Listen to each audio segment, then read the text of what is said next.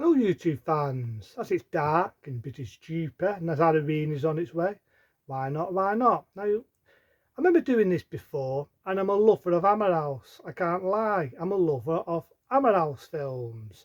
So I figured why not do this one. This one being The Horrors of Dracula. That's right, The Horrors of Dracula.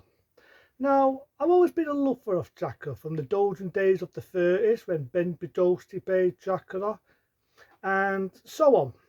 And even Nosferatu from 1972 was a silent film, which technically was the first Dracula film. But this one, it's a bit of a mixed bag, but I still love it. The reason why I say it's a mixed bag, if Christopher Lee was alive and I was asked him what he thinks of his role of Dracula, he'd probably do me a dirty look because he never liked the role. And the reason why, because he wanted it to be more faithful to the book version, Ben Bedosti's Dracula, not the Ben Bedosti's Dracula, but the original book version, as I say, of Dracula.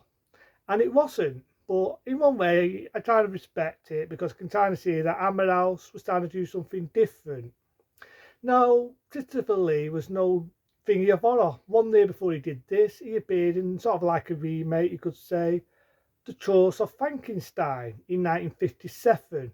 So they wanted one year after, that being 1958, to do another sort of horror remake from another classic universe. And the one I just said, Ben Bedosti's Dracula. Instead, though, they want to make it their own. So there's a bit of history. Horrors of Dracula, which was the first time you got to see Dracula in beautiful, bloody Technicolor. So you got a date opening, you got the words all in red, the Horrors of Dracula, and you said this beautiful scene where you see blood dripping on a coffin. That's not really, I'm making it sound more bloody than what it is. It's that paint looking blood, you see it's paint. Because let's not forget, you're talking the 50s, so you're not going to see blood, you're not going to see gore. Censorship then was a different censorship than what you see now. But you get the idea, you get red blood dripping on a coffin. And I'm thinking, this is a good way of opening your film. So now you've got a guy called Archer, and you've got the idea he's gone undercover to find the vampire, because basically he's like a vampire killer. Before you had Peter Vincent in Fright Night and all that. You know what I mean? This star was like before you had Peter Vincent, hey, vampire killer from the classic Fright Night. So you got the idea he's going to kill this vampire, right? He's a librarian. You've got this dude, he's kind of pretty, and she's asking for help. And then later on, Dracula now makes his first appearance, played by Christopher Lee. To be honest, it's most of the time you actually hear him speak, because when he made the sequels, he very rarely speaks. Even Ben Bedosti had more lines than Christopher Lee. But he still had a presence, he had a presence, so you could definitely tell he was the man for the job. So you get back to that beautiful girl, and then you get on the road, you find she's a vampire. She's going to bite him, but she only nips him. Then Christopher Lee, for some reason, jumps out, throws a stopper, and he really does throw a stopper, gets Archer by the neck, throws him on the phone, drags the flipping down. This is the reason why I never really rated Christopher Lee, because I never bought Dracula being a woman beater. But, it's I can't really blame Christopher Lee. He's only doing a job. At the end of the day, it was Hammer House. Hammer House wanted to make Dracula this really evil guy who beats women up and so on. So you got the idea now he's going to be turned, because he goes in, right, and he stakes the woman and she turns into an old biddy. She does, but there's a bit of a cock up there because you see a little bit of breathing. Then you got Christopher Lee comes in, and you got the idea later on he turns him into a vampire. But you've got a date scene now where you do get Peter Trussen, another damn good actor.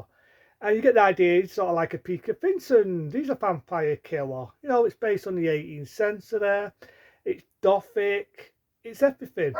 And you do get, apart from my dog barking, you do get one guy you might remember. Think of the butler in Batman. He's in this film.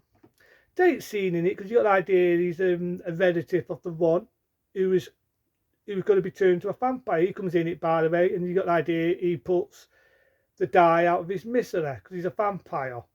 So I kind of love that idea, you know, it's gothic, it's dark, it's cheap, it's everything you want about a vampire film.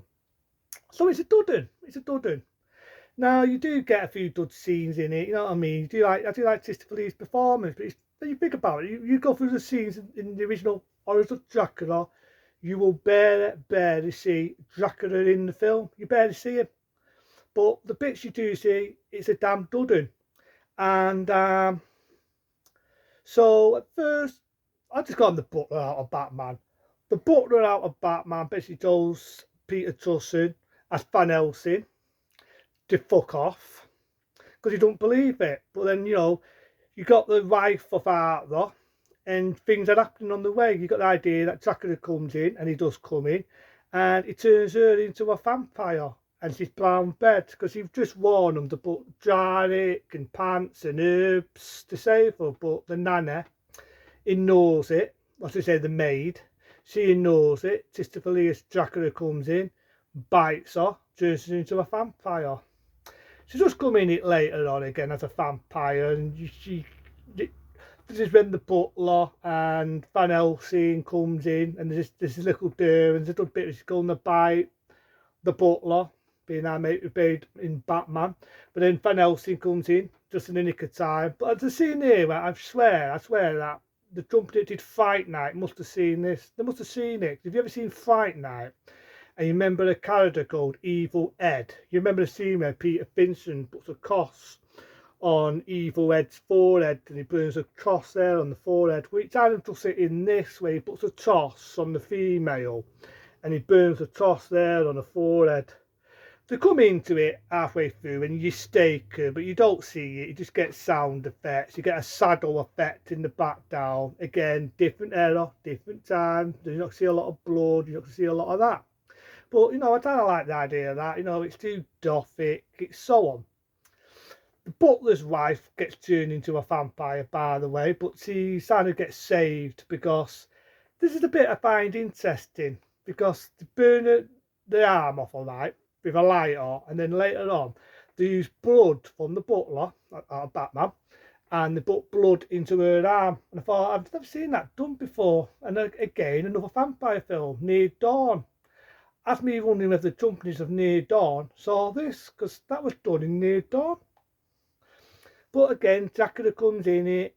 A little bit amateur here. Now I know it's a different era, but the way he comes in, he runs out, he got overbearing music, and he gets the dough. But I do like the bit where he tries to bury the dough alive. I think for that era, it was a bit ballsy. Again, they come in, nick of time. But the ending of this has to be the epic ending. Has to be the epic, because you've got a great battle, the best battle ever, between Christopher Lee, Peter Cushing. The fighting, Dracula gets him, he thinks he's choked him out, but he hasn't, because we all know that Van Helsing's a badass. He gets up, outsmarts him, and I love the scene where he pulls the curtains, the sun comes dusting out and turns fucking our villain Dracula into a fence fly.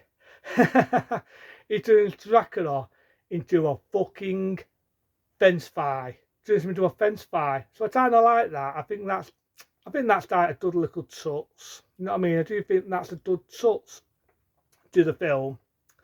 But at the end of the day, there were an idea. I've heard rumours, it could be right, could be wrong, that some of the scene Dracula's getting melted and it burns his face to a skeleton. I've heard rumours that some of it was censored down, because of the error.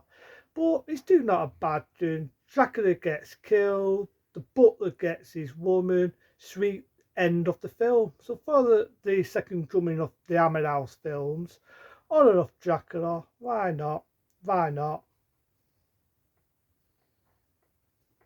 A 15-star rating, because it's classic, it's gothic, it's a classic. I love the fact it's done on a set, it's made look like the olden times.